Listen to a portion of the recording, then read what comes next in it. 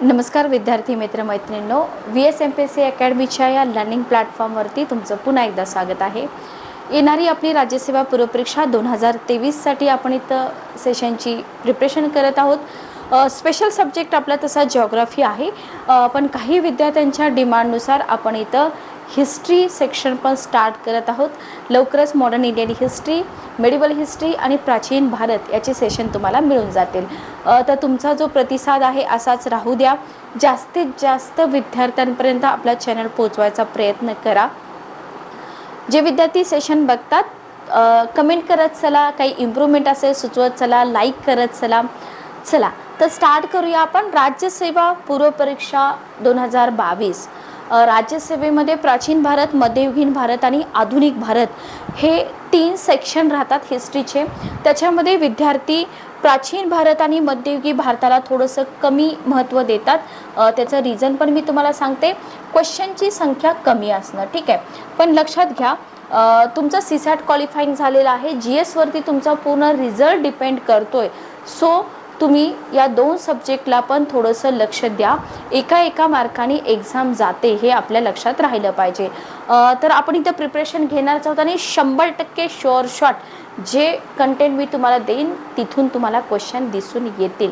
Okay, चला. तर पहिले समाजसुधारक आपण घेतोय. आता समाजसुधारकांपासून सुरुवात का करायची? बघा, निम्म्याच्या वरती हिस्ट्रीचा भाग समाजसुधारकांचा आहे, बरोबर. मॉडर्न इंडियन हिस्ट्रीमधलं मी म्हणते तुम्हाला. बाकी तुम्हाला प्राचीन मध्ययुगीचा भाग वेगळा आहे. तर इथं काय होतं, इथं आपल्याला 4 लाइनर क्वेश्चन, 3 लाइनर क्वेश्चन समाजसुधारकांवरती येतात. समाजसुधारकांशी रिलेटेडच सभा, संघटना, बरोबर, याच्यावरती पण क्वेश्चन आपल्याला विचारले जातात. म्हणजे हा सेक्शन आपण सेपरेट न करता समाजसुधारकांसोबतच कोरिलेट केला तर अजून जास्त फायदा याचा होईल. तुम्ही मला अनअकॅडमीवरती पण फॉलो करू शकता. तिथं मी इंडियन पॉलिटी हा विषय शिकवते. चला तर बघा, जगन्नाथ शंकर शेठ मुरकुटे. कोणतेही समाजसुधारक तुम्ही कव्हर करताय तर त्याच्यामध्ये महत्त्वाचं काय आहे? ओल्ड पॅटर्ननुसार आपल्याला 1 लाइनर क्वेश्चनचा जमाना गेला, बरोबर. समाजसुधारक कव्हर करताना त्यांचं कार्यकाळ सगळ्यात महत्त्वाचं. कोणत्या काळामध्ये ते होऊन गेले, कोणत्या काळामध्ये त्यांनी काम केलेलं आहे, त्यांचे समकालीन समाजसुधारक कोण होते, सोबतच त्यांच्या जन्मापासून मृत्यूपर्यंतचा जो टाईम पिरियड आहे त्याच्यामध्ये त्यांचं प्राथमिक शिक्षण असेल, त्यांचं फॅमिली लाईफ असेल, सामाजिक कार्य असेल, त्यांची पुस्तकं असतील, हा सगळा भाग कव्हर करणं आपल्यासाठी फार इम्पॉर्टंट राहतं. ओके, तर मी तुम्हाला सांगेन इथं कशा प्रकारे आपण प्रिपरेशन केली पाहिजे. बघा, इथं तुम्हाला इमेज दिसत आहे, जगन्नाथ उर्फ शंकर शेठ मुरकुटे. आता इथून काय शिकायचं आहे लक्षात घ्या. काही समाजसुधारक असे आहेत की ज्यांना टोपण नावं आहेत, बरोबर.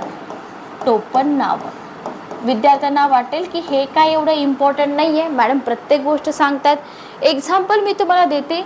आयोगाने तुम्हाला सार्वजनिक काकांवरती क्वेश्चन विचारला होता. आता हे तुम्हाला जुनं आहे त्याच्यामुळे तुम्हाला सोपं वाटतंय, बरोबर.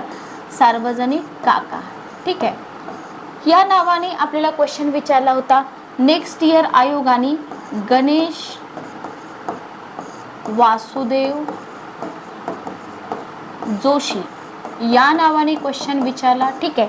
3ऱ्या वर्षी आयोगाने GV जोशी या नावाने क्वेश्चन विचारला. तेही क्वेश्चन पेपरमध्ये GV जोशी, ठीक आहे.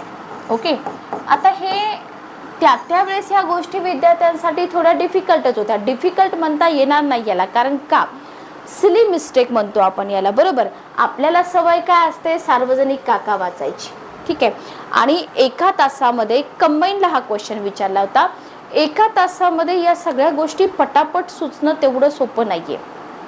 त्याच्यामुळं कुठलेही समाजसुधारक तुम्ही कव्हर करताय तर त्यांना जे टोपण नाव आहे ते लक्षात ठेवा, किंवा त्यांना कुठली पदवी दिलेली असेल तर ती सुद्धा तुम्ही लक्षात ठेवू शकता, ठीक आहे.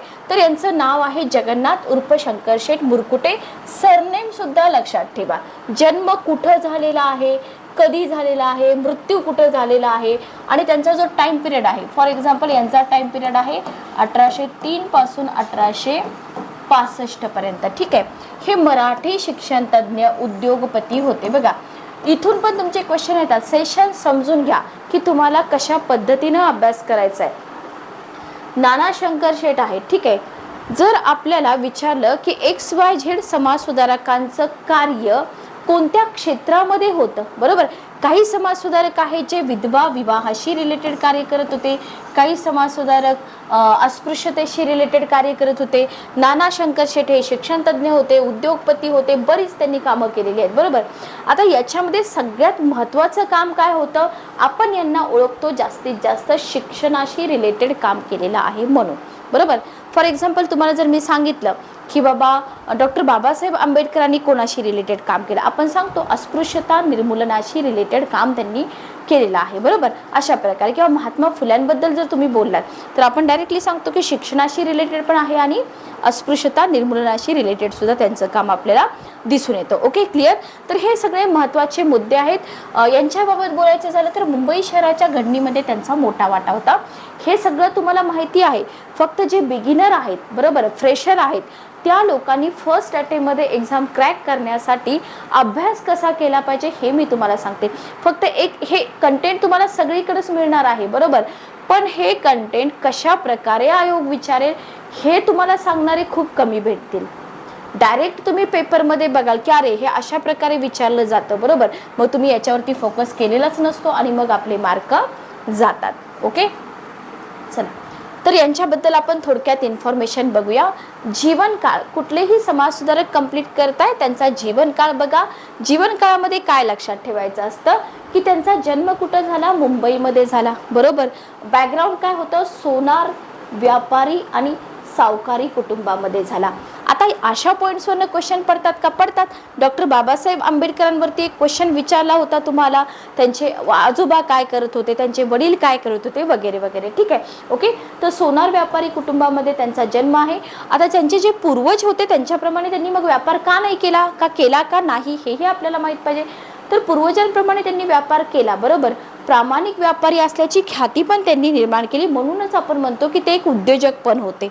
ओके, अनेक अरब असतील, अफगाणी असतील, इतर परदेशी व्यापारी आपली भारतातील मालमत्ता बघा, म्हणजे ते एवढे प्रामाणिक व्यापारी होते की हे जे इतर देशातले व्यापारी होते ना, हे व्यापारी आपली मालमत्ता भारतातील बँकांकडे न देता शंकर शेठ यांच्या ताब्यामध्ये देत होते.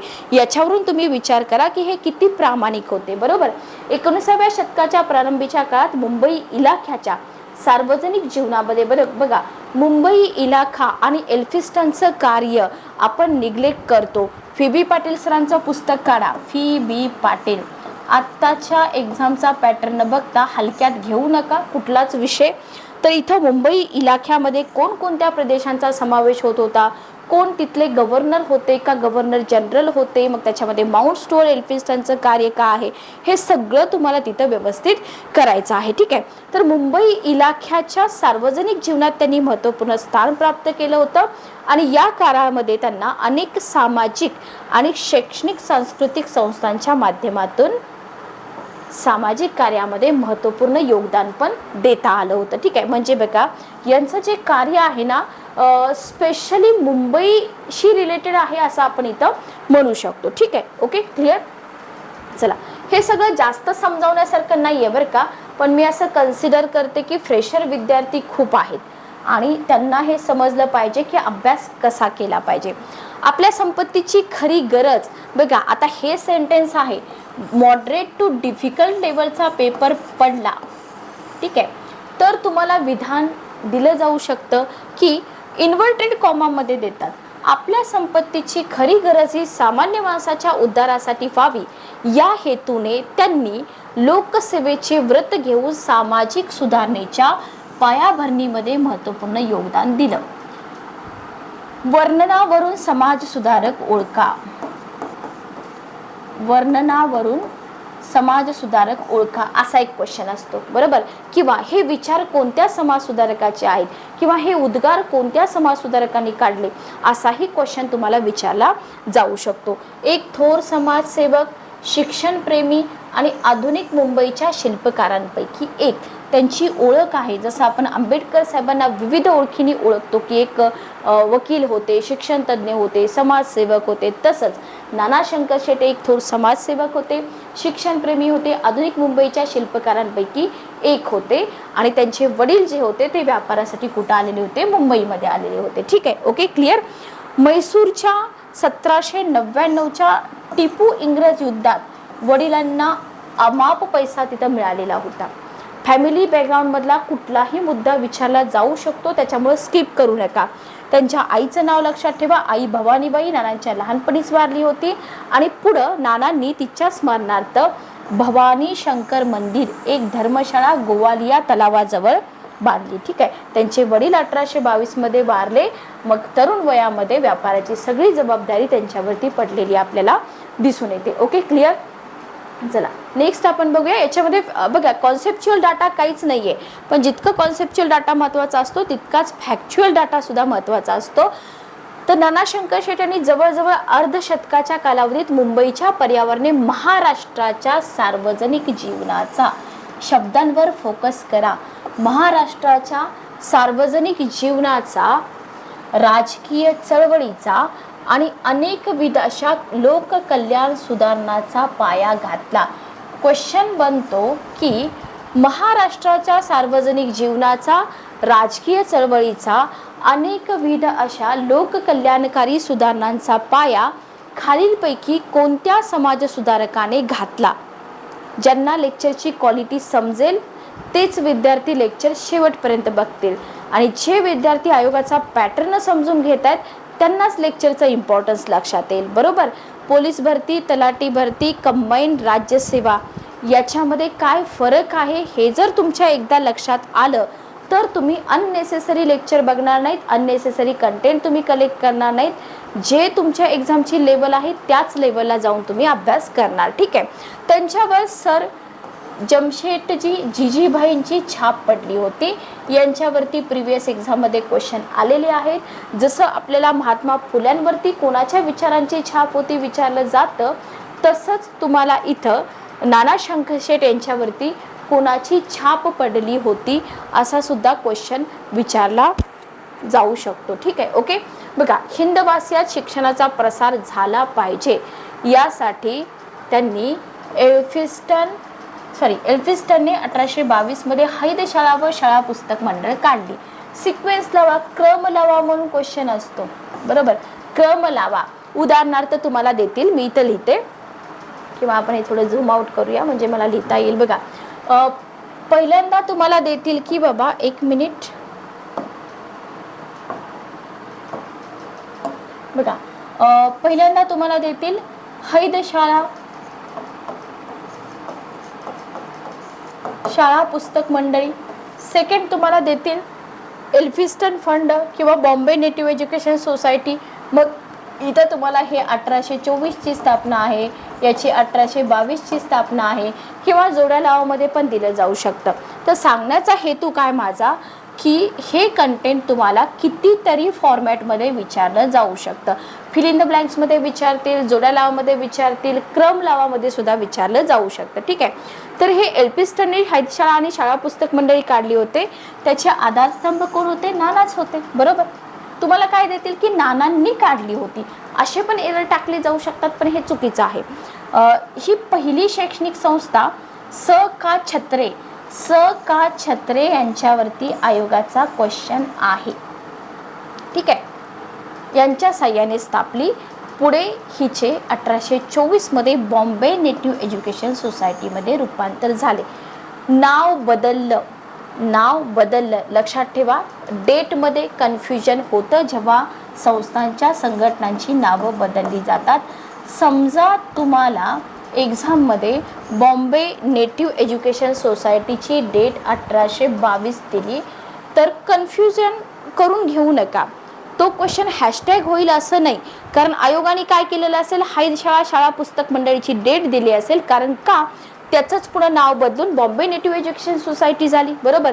आणि ही जी संस्था होती ना बॉम्बे एज्युकेशन सोसायटी, ही नानांनी छत्रे यांच्या साह्याने उभारली होती. बरोबर. पहिली शैक्षणिक संस्था.